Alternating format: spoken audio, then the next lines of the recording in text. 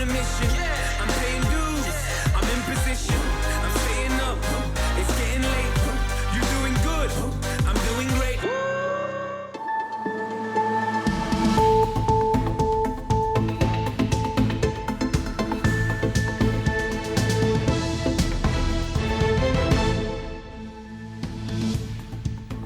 En ese mapa queda claro que la situación de Castilla y León sigue siendo complicada y que nada tiene que ver con otras comunidades. En colores más oscuros se encuentran las provincias con mayor mortalidad por coronavirus por cada 100.000 habitantes desde el inicio de la pandemia.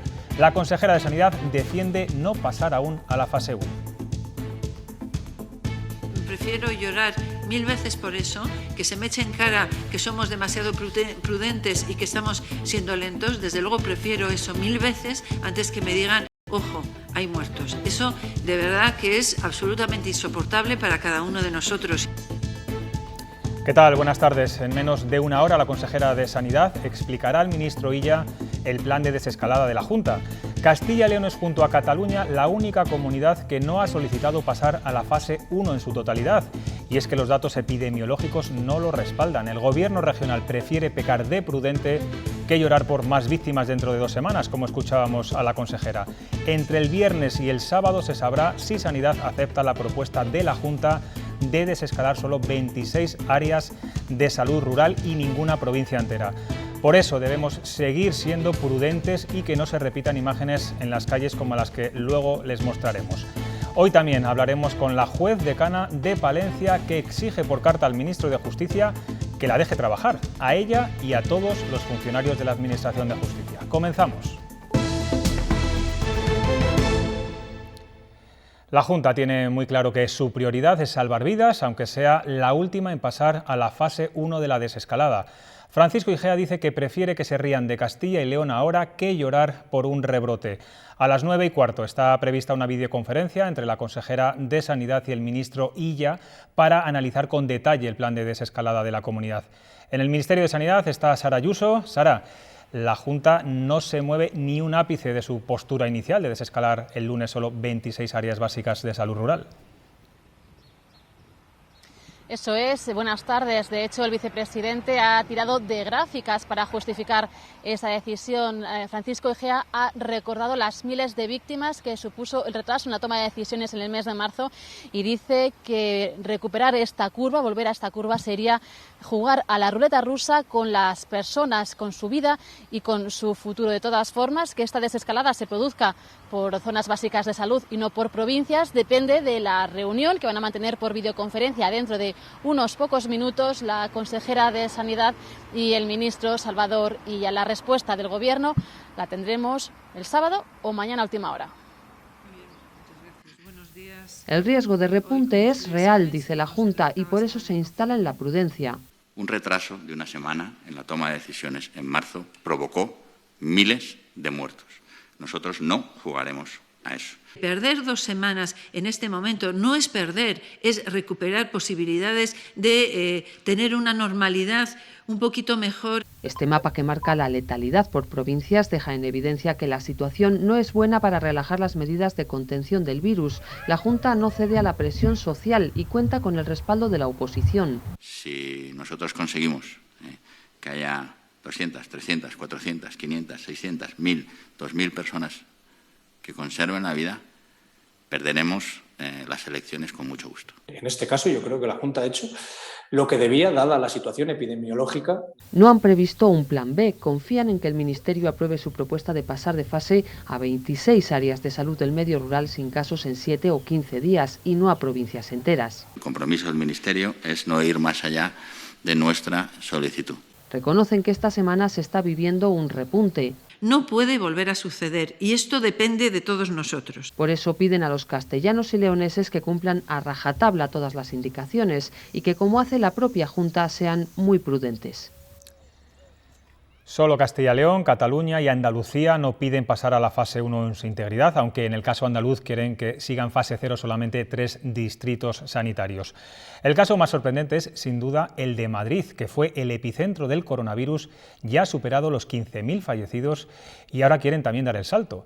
Algo que ya está produciendo una crisis en el Gobierno tras el anuncio de dimisión esta tarde de la directora general de Salud Pública por estar en contra de su gobierno. Hemos mirado también a otras comunidades con características poblacionales y de extensión similares a la nuestra, como Galicia o Castilla-La Mancha. Solo Castilla y León, Cataluña y Andalucía han decidido no solicitar pasar a la fase 1 desde el lunes en todo su territorio. ¿Qué es lo que quiere la ciudadanía? Dar pasos seguros que nos permitan no hacer vueltas atrás. 196 ayuntamientos gallegos llevan ya más de 14 días sin contabilizar ninguna transmisión comunitaria de coronavirus en su territorio. Galicia asegura estar preparada, como también Madrid, todo tras un intenso debate en el Consejo de Gobierno. Madrid está preparada, tenemos un sistema sanitario robusto y no podemos esperar más tiempo. Con 128 ingresos en las últimas 24 horas y 20 nuevas camas UCI ocupadas, el gobierno madrileño cree estar listo para dar el paso, como también Castilla-La Mancha, que ya ha remitido la información al Ministerio de Sanidad y donde ayer fallecieron 30 personas, casi el doble que en Castilla y León. Si la mandan es porque consideran que está en una situación adecuada para pasar de fase. En el Ministerio de Sanidad las reuniones con las comunidades autónomas se suceden. Previsiblemente el sábado sabremos finalmente qué territorios entran en fase 1. El vicepresidente de la Junta ha cargado hoy duramente contra el Gobierno por la falta de criterios epidemiológicos para la desescalada, pero en este apartado de críticas lo que más ha sorprendido, Sara Ayuso, hola de nuevo, es que también ha arremetido contra su compañero de partido, el vicepresidente de la Comunidad de Madrid. Sí, Ignacio Aguado ha sido el principal impulsor de que Madrid haya propuesto pasar ya a la fase 1 a pesar de contar con decenas de contagios y de víctimas. Una decisión que como primera consecuencia ha tenido la dimisión de la directora general de Salud Pública esta misma tarde y que tampoco ha gustado nada a Francisco Igea. La considera poco sensata y ha llegado a decir que en este caso prefiere la actitud de Torra. Francisco Igea ha cargado contra el Gobierno por no contar con criterios epidemiológicos como estos para definir la desescalada y también por trasladar la responsabilidad de estas decisiones a un comité técnico de expertos del que además se desconoce la identidad de sus 12 integrantes. Con estas palabras, no deja de sorprenderme. El vicepresidente de la Junta resume lo que piensa del aluvión de solicitudes por parte de las comunidades para pasar a la fase 1 de la desescalada. Cuando se le pide opinión concreta y especialmente de la petición de la Comunidad de Madrid, su respuesta: Nunca en mi vida política pensé que tendría que decir esto, pero he de decir que me asombra tener que decir que Torra ha sido más sensato. Sin nombrarlos, Igea carga contra algunos dirigentes territoriales, también de su partido, y ahora confía en que el Gobierno rechace algunas de esas peticiones. Si las decisiones son para todos igual, no necesitaremos el estado de alarma. Sobre el Gobierno y su negativa a publicar los criterios epidemiológicos de la desescalada, una irresponsabilidad. Y es especialmente duro porque los expertos que decidirán cada paso se mantienen en secreto. Me parece inaudito que en un país democrático, occidental, los expertos tengan que ir encapuchados. Yo no sé en qué país vivimos. Frente a ello, recuerda, los expertos y los criterios de Castilla y León son públicos. No está de más seguir recordándoles las restricciones horarias viendo lo que ocurre en algunas calles. Los mayores de 14 años y hasta 70 pueden salir a pasear o hacer deporte entre las 6 y las 10 de la mañana y desde las 8 de la tarde y hasta las 11 de la noche. Las franjas entre las 10 y las 12 y las 7 y las 8 de la tarde se reservan para los mayores de 70 o dependientes con un cuidador. El turno de los niños es entre las 12 y las 7 y recuerden que los paseos se darán una vez al día y en un radio de 1 kilómetro. No obstante, estos horarios parece que van a cambiar. Sanidad prevé modificar las franjas de los paseos con niños menores de 14 años por el calor de las horas centrales del día, ahora que ya llega el buen tiempo. Es una medida que se está estudiando cómo llevarla a cabo tras las reclamaciones de varias comunidades autónomas. Hemos preguntado a los padres qué les parece este posible cambio. Que lo cambien un poquito, sí, porque con este calor, además con la mascarilla y todo, se hace muchísimo peor. Estaría bien porque, claro, el calor está mucho para los niños, pues le vienes muy mal. Normalmente intentamos salir, si es hasta las 7, a las 6, hasta las 7, porque si no, no hay quien esté en la calle. A ver si pueden un poco cambiar las horas, aunque sea hasta de 8 a 9 o de 7 a 9. Son las 9 menos 20, digamos es la hora punta del tráfico de paseantes en las calles. En una de ellas, en concreto en la avenida de Salamanca de Valladolid, está nuestro compañero Eduardo Martínez. ¿Qué estás viendo? ¿La gente guarda la distancia de seguridad?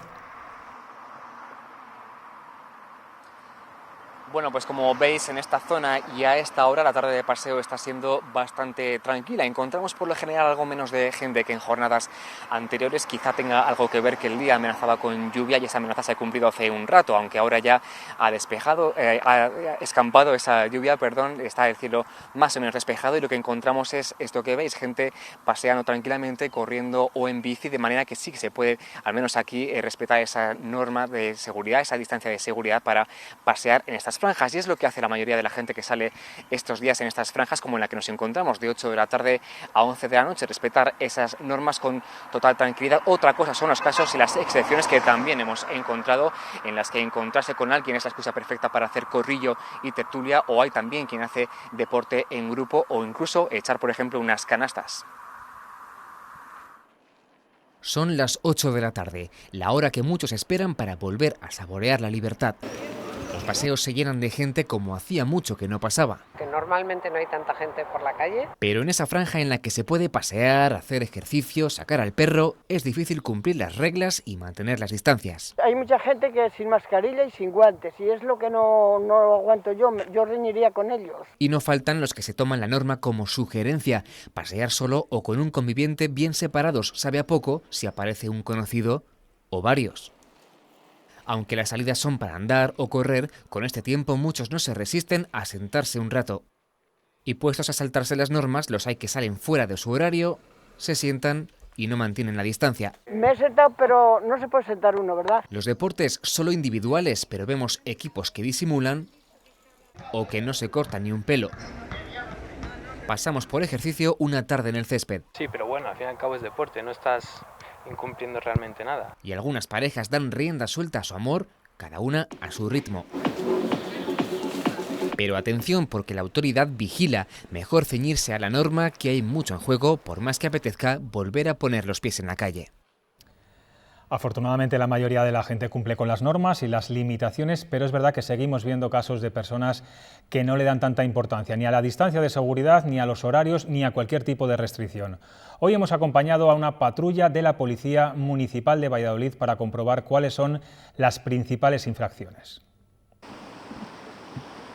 Para comprobar que se cumplen las franjas horarias y que cada ciudadano sale a la hora que le corresponde, los agentes de la policía local paran, como ven, a cada ciudadano para preguntarle por qué están en la calle y, si es necesario, le piden documentación que lo justifique. Acompañamos a la policía local para comprobar las infracciones de los ciudadanos. Mucha gente que se para en corrillos a hablar entre ellos sin guardar la distancia de seguridad. Ahí sí que intervenimos, les informamos de cómo tienen que actuar. Son las 12:17 de la mañana y, como ven, hay personas que no están cumpliendo con su horario. A determinados colectivos es muy complejo el saber entender a qué hora tiene que salir a pasear. Recordemos que las personas mayores pueden salir de 10 a 12 de la mañana y de 7 a 8 de la tarde. Sofía Ruiz Cortijo, ¿me enseña el DNI? Tampoco se puede hacer deporte fuera de la franja que te corresponde. Los policías alertan a esta mujer. Finalmente tiene que bajar de su bici y volver al domicilio. Aunque la mayoría de la población lo está haciendo bien, algunos siguen saltándose las normas. Si no hacemos caso a las indicaciones que nos indican los correspondientes ministerios de Sanidad, lo vamos a tener complicado. En tan solo 24 horas se han duplicado las denuncias por infracciones en Valladolid. El día de ayer, que fue día 6 de mayo, hemos denunciado a 64 personas. Recuerden que podemos salir a la calle, pero cumpliendo normas estrictas. Sí que pediría a la ciudadanía que tenga paciencia, un último empujón, que ya queda poco. Solo así, cumpliendo las normas, podremos ganar la batalla y decir adiós al virus. La confusión no está solo en las limitaciones de movimientos, también en las fases de la desescalada. Muchos son los que piensan todavía que el lunes pasamos a la fase 1 y en el caso de los hosteleros ya se habían hecho ilusiones de abrir al menos sus terrazas el lunes. Les ponemos el ejemplo de un empresario palentino.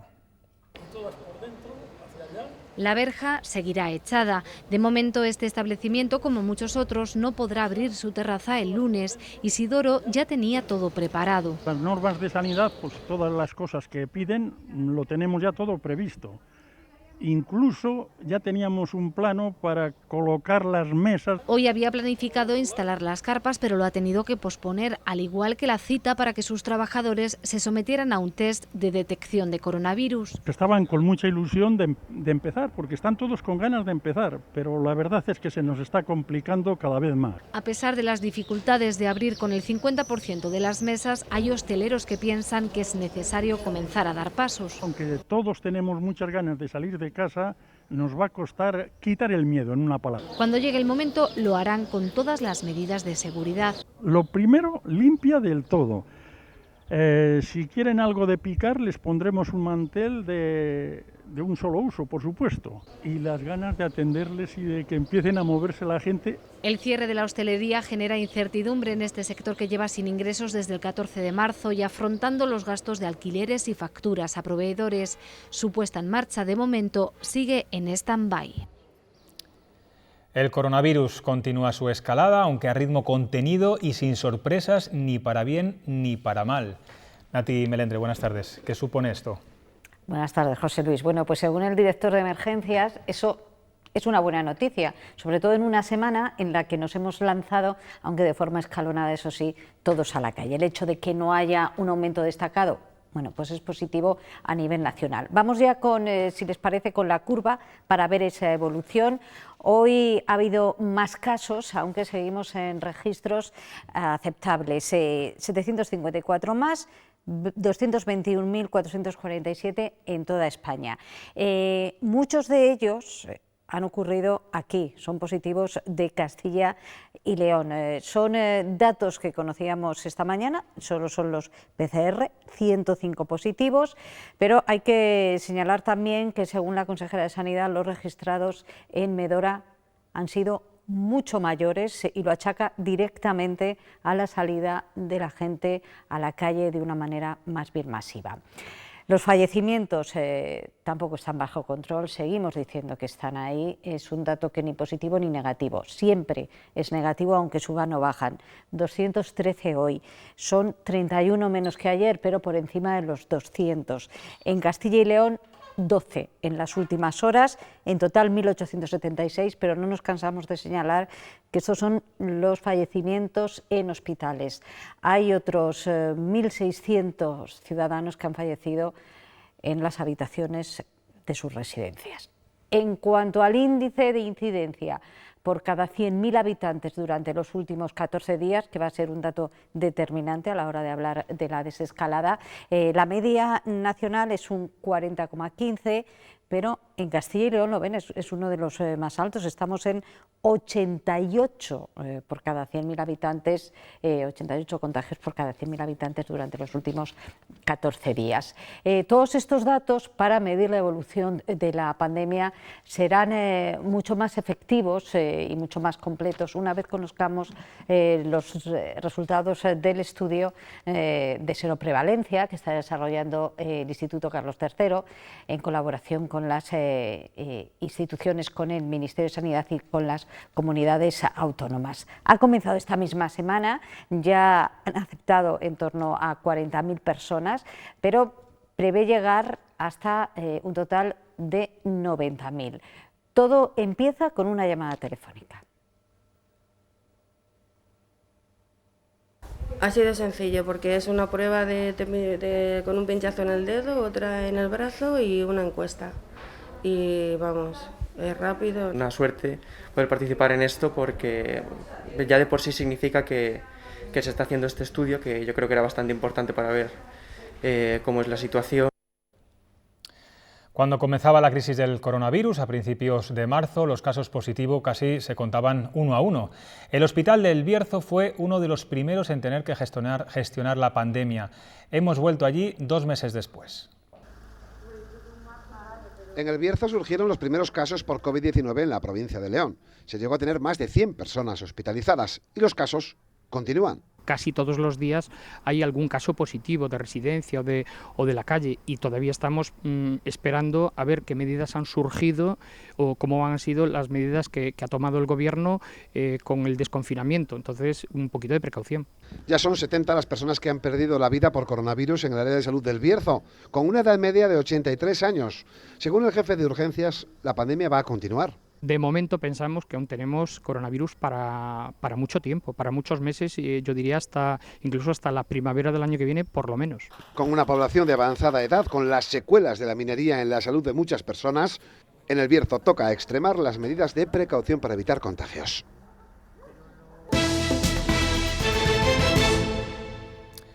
Ayer conocíamos que el Gobierno había cedido a la petición del PNV de desescalar el condado burgalés de Treviño, a la vez que Álava, como contraprestación a su apoyo a la prórroga del estado de alarma.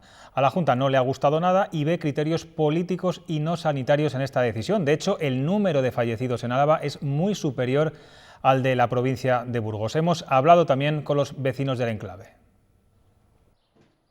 Los vecinos de Treviño han asistido con sorpresa a la decisión tomada por el Gobierno. Esta guerra la llevamos desde hace 100 años y va a seguir. Muchos creen que es un asunto banal para la gravedad de la situación, pero el alcalde del Partido Nacionalista Vasco lo ve razonable, ya que si quieren salir del municipio por fuerza tendrían que cambiar de comunidad autónoma. Estaríamos confinados dentro del enclave, salvo que incurriéramos en falta de acuerdo con la normativa. Esta es la letra pequeña de la propuesta del PNV sobre los enclaves, que acatarán las instrucciones de desescalada de la provincia en la que se encuentren, en este caso Álava. En esa misma línea va el Partido Socialista de Castilla y León, que no vería sentido a que no puedan pasar de fase porque nuestra comunidad no cumpla los requisitos. Les convirtamos en una zona cerrada dentro de la provincia alavesa.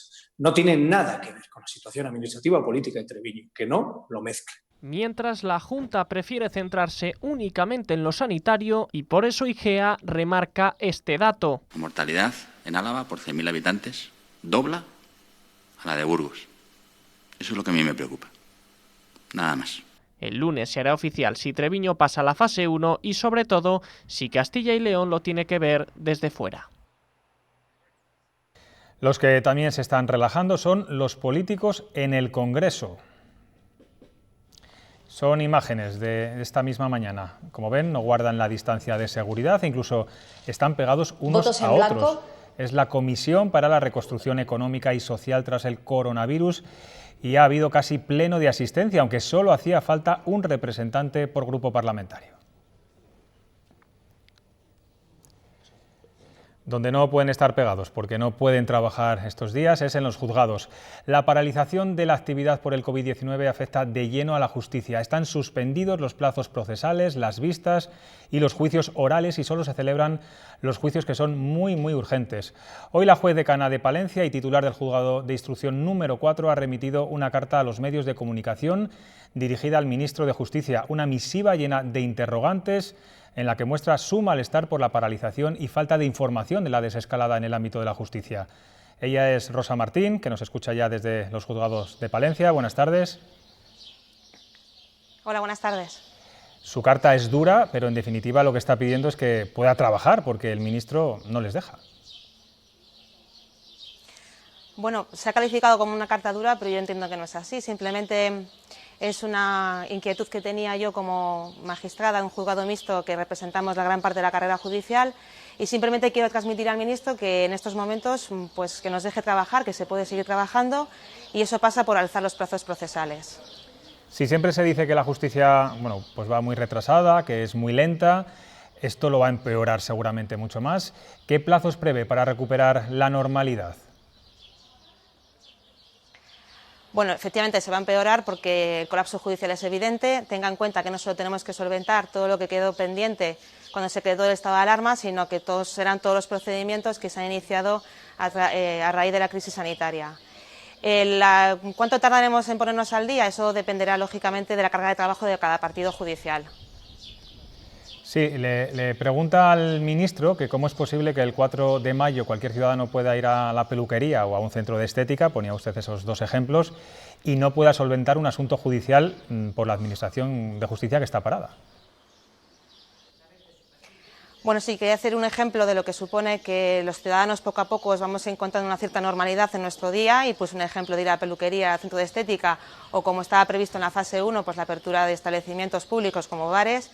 Y sin embargo me parece un poco paradójico que nosotros sigamos en cierto modo paralizados, simplemente hacemos servicios mínimos y esenciales, pero sin embargo el procedimiento no puede seguir tramitándose porque los plazos procesales no se han alzado. Y yo creo que a medida que los funcionarios se van incorporando progresivamente a sus puestos de trabajo, por lo mismo podría hacer justicia, podría levantar los plazos procesales, el procedimiento podría seguir tramitándose y así los jueces podríamos solventar muchos conflictos que están pendientes y que no necesitan nada más que ponerse sobre nuestra mesa. Sí, magistrada, también lamenta la falta de información, de la desescalada en la justicia. ¿Cómo les informa el ministro? Bien, pues efectivamente en mi carta me quejaba de esa falta de información, porque hasta el día de hoy no sabíamos nada. He conocido por los medios de comunicación que hoy el ministro se ha reunido con los representantes de las distintas asociaciones judiciales y le ha transmitido pues la información que sabíamos hasta la fecha. La incorporación progresiva de los funcionarios, la posibilidad de que hagan sus turnos en horario de mañana o tarde y que, en principio, el lanzamiento de plazos procesales no se va a producir hasta que el 100% del funcionariado esté en sus respectivos puestos de trabajo, que mucho me temo será a finales de mayo, primeros de junio. Al elevado volumen de asuntos que ya tenían pendientes de solventar, ahora se suman los relacionados con la crisis del coronavirus. Usted también dice que no conoce nada de estos últimos porque nadie se los puede trasladar. Bien, efectivamente, se han iniciado esos procedimientos urgentes que son aprobados por el Real Decreto.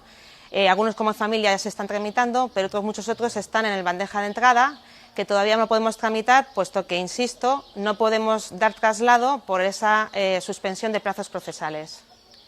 De estos procedimientos judiciales, yo no sé cuáles son los que más retraso van a llevar y más van a afectar directamente a los ciudadanos. ¿En qué lo van a notar fundamentalmente?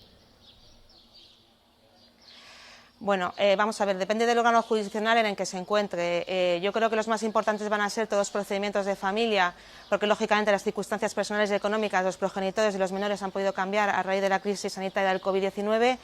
Y a mí me preocupa también, lógicamente, todos los procedimientos laborales con los ERTEs y en el ámbito mercantil, pues el incremento de número de concursos de personas jurídicas y también de personas físicas. Pues Rosa Martín, juez decana de Palencia, gracias por atendernos. Muchas gracias a ustedes. Hablaba Rosa Martín de los ERTEs, ya son 192.000 los trabajadores en situación de ERTE en nuestra comunidad, con Burgos y Valladolid como las provincias más afectadas, 33.000 cada una. Por sectores, hostelería ha registrado una cuarta parte de los expedientes y junto al comercio y los talleres suman el 45% del total. Mientras se tramitan, se está negociando las ayudas autonómicas acordadas en el diálogo social. Se debate que se pueden solicitar individualmente y que se amplíen los beneficios a todos los ERTEs desde el pasado octubre. De los días que ya has regulado. Por lo tanto, receptiva la Junta. En estos próximos días cerraremos esa base convocatoria para lo máximo posible, que al final son los técnicos y la Junta la que tienen que llegar a elaborar esa convocatoria, y esperemos que en esta primera quincena de mayo ya esté la convocatoria pública y los trabajadores puedan llegar a solicitarla. Para aliviar la situación que atraviesan muchos de estos trabajadores en ERTE, el Gobierno ha firmado con los bancos un acuerdo para adelantar el pago de las prestaciones. El convenio estará en vigor durante 3 meses, que se podría prorrogar y no se cobrará ningún interés ni comisión. Se podrán beneficiar los trabajadores reconocidos a partir del 1 de mayo y con carácter retroactivo al inicio de la crisis. La mayoría de los alumnos de 15 años de Castilla y León pueden realizar planes financieros sencillos. Son las conclusiones de las pruebas de la competencia financiera del informe PISA. Según estos resultados, los alumnos también pueden interpretar directamente ciertos documentos financieros. Los resultados sitúan a Castilla y León por encima de países como Australia y Estados Unidos. Y las prioridades a la hora de buscar vivienda ya están cambiando. Después de sufrir este confinamiento, los nuevos compradores lo tienen muy claro. Quieren espacio, balcones y zonas verdes. El cambio en la demanda pilla al sector inmobiliario en medio de una caída de precios. En Soria se podrían hundir hasta un 20%. Nuevas tendencias en la búsqueda de vivienda. No solo ha crecido el interés por municipios en detrimento de las capitales. En el caso de inmuebles con balcón y jardín se ha disparado. Siempre las viviendas tipo unifamiliares, viviendas tipo ático o viviendas con terraza, siempre ha sido un tipo de vivienda muy especial y que la gente siempre les ha tenido, pues dijéramos que un aprecio importante. Hace años sí había una demanda muy importante en viviendas en las distintas localidades próximas a Soria. En los últimos años parece que había vuelto a caer, pero yo creo que de aquí en adelante eso también se vuelve a incrementar un poquito. Sin apenas operaciones de compraventa desde el inicio del estado de alarma, el sector inmobiliario se asoma a una nueva crisis, aunque diferente a la de 2008. Esperemos que poquito a poco pues el sector vaya remontando.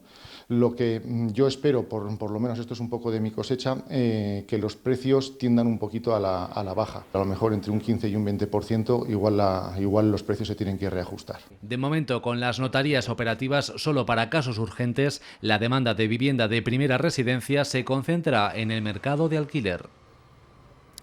Si el coronavirus no hubiera llegado a nuestras vidas, las principales fiestas taurinas de España, San Isidro, Las Fallas y la Feria de Abril, hubieran llenado las plazas de toros, pero los cosos están cerrados y sin previsión de lidiar corridas. En el campo continúan con las labores ganaderas, como los tentaderos permitidos en el estado de alarma. Uno de ellos, en el que participarán 2 toreros, será retransmitido por internet desde Tamames, en pleno Campo Charro, en Salamanca. Una actividad que, por cierto, el PACMA ha denunciado. Diego Urdiales y Juan Mora estarán este fin de semana, uno de ellos mañana viernes y el otro el sábado, en esta finca salmantina de Puerto de la Calderilla para participar en un tentadero de toros de la ganadería El Pilar. Aseguran los propietarios de esta ganadería que cuentan con todas las normas, que cumplen todas las normas establecidas y que la única novedad es que en este caso podrá verse el tentadero en directo por streaming. Dicen que son los entrenamientos habituales que se hacen a lo largo de todo el año en el mundo del toro. El cartel de la terna, esta vez digital, ofrece un evento único a puerta cerrada. Los toreros Diego Urdiales y Juan Mora tentarán 4 toros en la finca de la ganadería El Pilar, en Salamanca. Pues hacer lo que hacemos todos los días, que es tentar y torear toros para ver cómo embisten y para sacar sementales y por enseñarle al público un poco cómo es el campo del día a día, ¿no? No habrá público en esta plaza de tientas, pero sí espectadores, porque el aficionado taurino demanda ver toros. Lo harán a través de una web de gestión de eventos previo pago de 3 euros. Con unas características pues muy especiales, ¿no? Bajo la luna, por la noche, torear unos toros y bueno, hacer las labores de campo que requiere en estos momentos la ganadería, ¿no? Los matadores de toros no cobrarán por participar, a ellos les sirve para entrenar, pero la ganadería sí tendrá ingresos por la venta de las entradas. Es cobrar para librar gasto, no sé cómo mucha gente cobrará por hacer su trabajo, ¿no? Pues bueno, tampoco pasará nada. El partido animalista PACMA pide que se prohíban las tientas. Dice que si se publicitan se convierten en espectáculos, es decir, dejan de ser una actividad privada. Será la delegación territorial de la Junta de Salamanca quien decida si toro y torero se verán las caras en la dehesa salmantina. El Consejo de Cámaras de Castilla y León va a implantar un sello de confianza en el comercio y la hostelería de la comunidad. Esta mañana lo han presentado al consejero de Cultura como modo de revitalizar el turismo. Ese distintivo, una gran C de color verde, ya lo hemos podido ver en Burgos.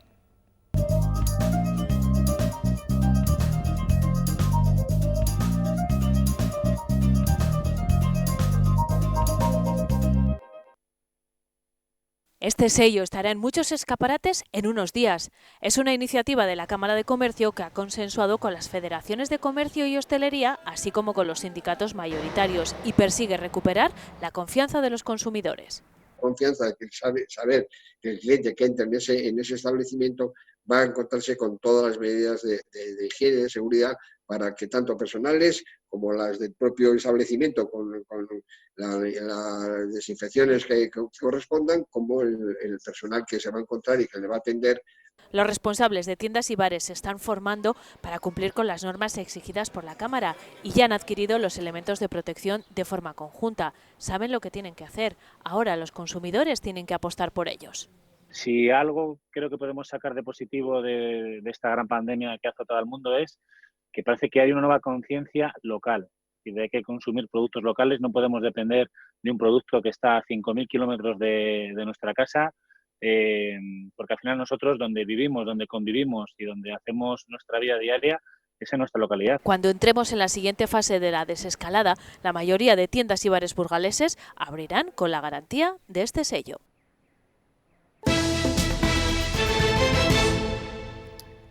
Con las fronteras cerradas, el día a día en las localidades de esas zonas es aún más complicado, sobre todo en algunas localidades especialmente envejecidas. Para ayudar a los mayores, en lugares como en Fuentes de Oñoro, en Salamanca, algunas personas se están volcando con ellos para que salgan de sus casas lo mínimo y no corran peligro. Pese al estado de alarma, Javier sigue saltando a diario de España a Portugal. Es panadero de Fuentes de Oñoro y su labor, especialmente ahora, es muy valorada en esta zona con población muy envejecida que no puede salir de su casa a comprar.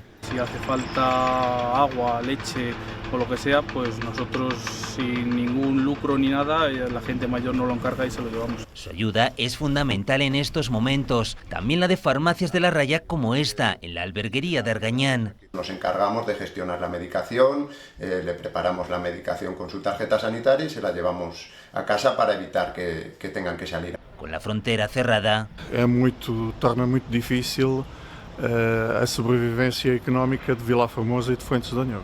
Por ello, como el tráfico de mercancías sí está permitido, algunos empresarios de la zona han visto en la compra a domicilio la única salida para sobrevivir. Esa cantidad de gente mayor, ¿no?, que hay en todas estas aldeas, tanto en España como en Portugal, y la verdad que bueno, pues aunque no es que es ninguna exageración, sí está funcionando bastante. Entre sus clientes, vecinos portugueses como José Manuel. Y estábamos acostumbrados a ver muchos coches españoles y ahora es muy extraño.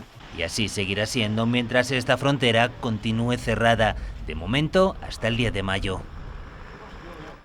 Desde el lunes las librerías independientes tienen permiso para abrir, pero muy pocas lo han hecho. De momento solo preparan las medidas de seguridad y atienden a clientes con cita previa. Lo hacen alentados por unos hábitos de lectura que afortunadamente han crecido durante el encierro. Te pongo los libros en el ascensor, ¿vale? Empezó a repartir pedidos literarios a lectores confinados y de momento es lo único que vende. Los libros que tenía y lo que ha leído en casa se ha quedado sin libros. Entonces, claro, muchos han dicho, es que ya necesitaba algo nuevo. Miguel ha levantado la verja solo para entregar encargos. La gente lo que quiere un poco pues es evadirse. Ha oído hablar estos días de libros, claro, ahora los quieren localizar. La mayoría de las librerías permanecen cerradas, se preparan para eso de comprar sin ojear. Hemos fijado algunas horas o me preguntan a qué horas voy a estar y entonces pues suelen recoger los libros. Desde que nos encerramos en casa hemos leído un 4% más. Me dejaron un libro que le había dejado un poco abandonado y le he empezado a volver a leer. La que me estaba leyendo era de Siri de Pérez Reverte. El niño de pijama de Hayat. Ese sí he leído otra vez. Los cuentos para los peques, sí, para la hora de dormir. Pasamos de 47 a 71 minutos de media al día y preferimos la novela. Uno de los que más están pidiendo es el de Almudena Grandes. Yo vendo mucho siempre y estos días también le he vendido mucho, el de 1984.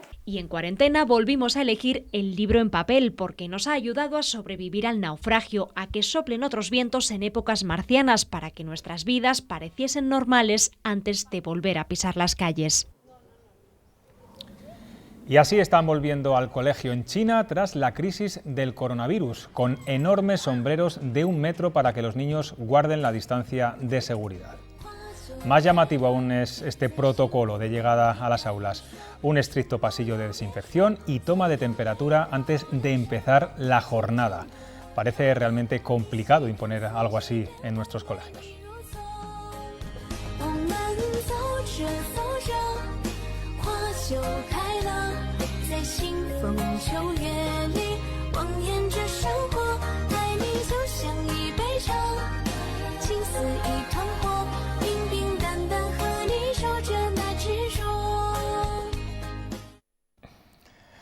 Curiosas imágenes, desde luego.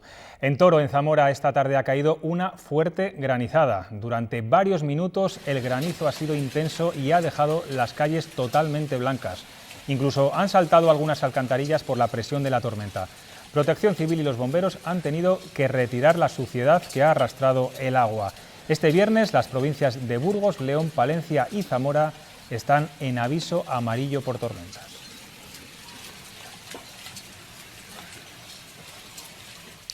La Fundación Oso Pardo ha conseguido grabar estos días a una osa y a su cría nacida en enero en la cordillera cantábrica. Según explican los expertos, la osa está recogiendo hierba fresca para hacer más mullida la osera donde vive con el osedno.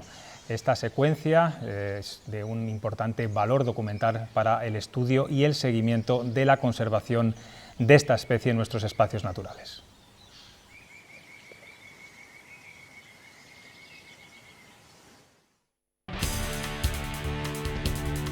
Servicio de confianza, soluciones de calidad, ascensores Cener, soluciones de altura.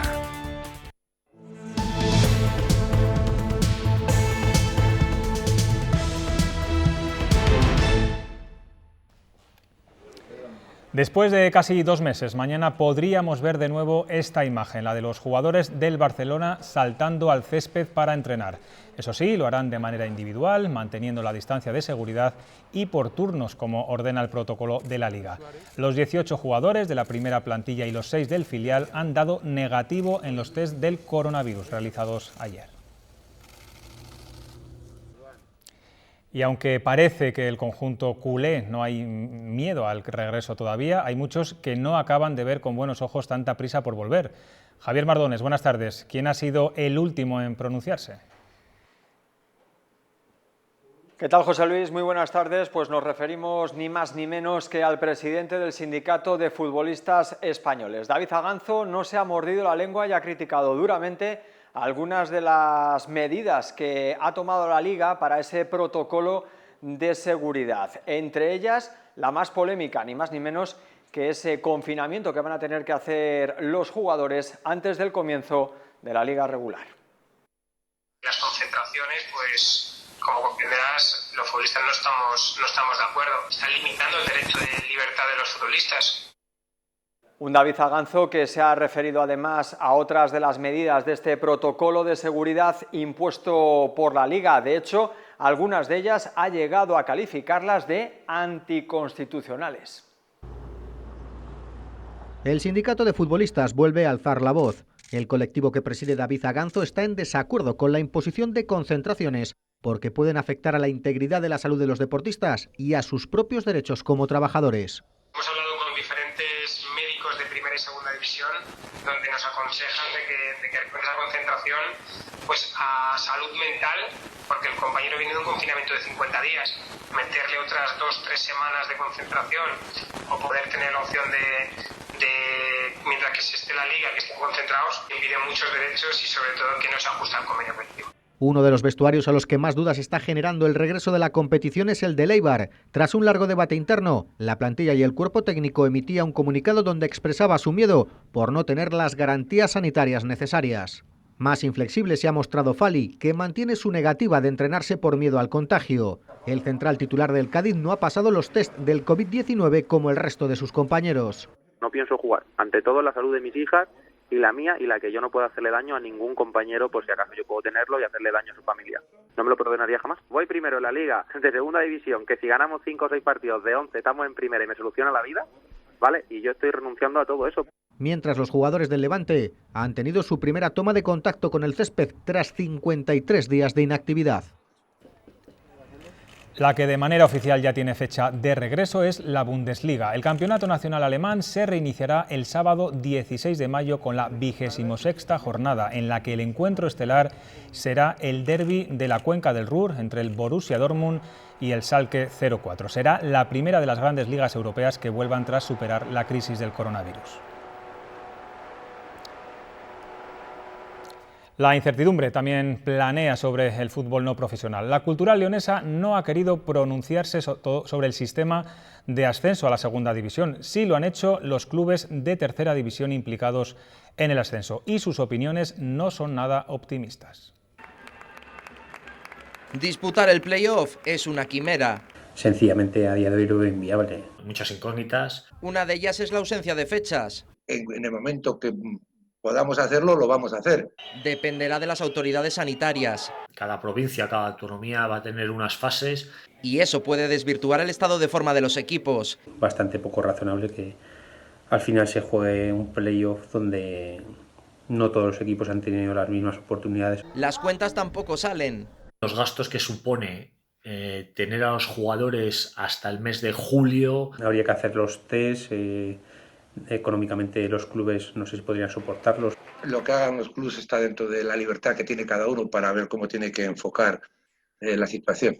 Según ha podido saber Castilla y León Televisión, el grupo octavo de tercera división de la próxima temporada estaría formado por 2 subgrupos basados en la distancia geográfica. Es el sentir que he podido pulsar. Yo creo que eso, cada territorio tiene que tener su propia autonomía para poderlo decidir. El nuevo fútbol no profesional se someterá a una reestructuración sin precedentes. Que nos sentemos y de que pensemos que el fútbol es el que hemos heredado y que el fútbol es el que queremos dejar.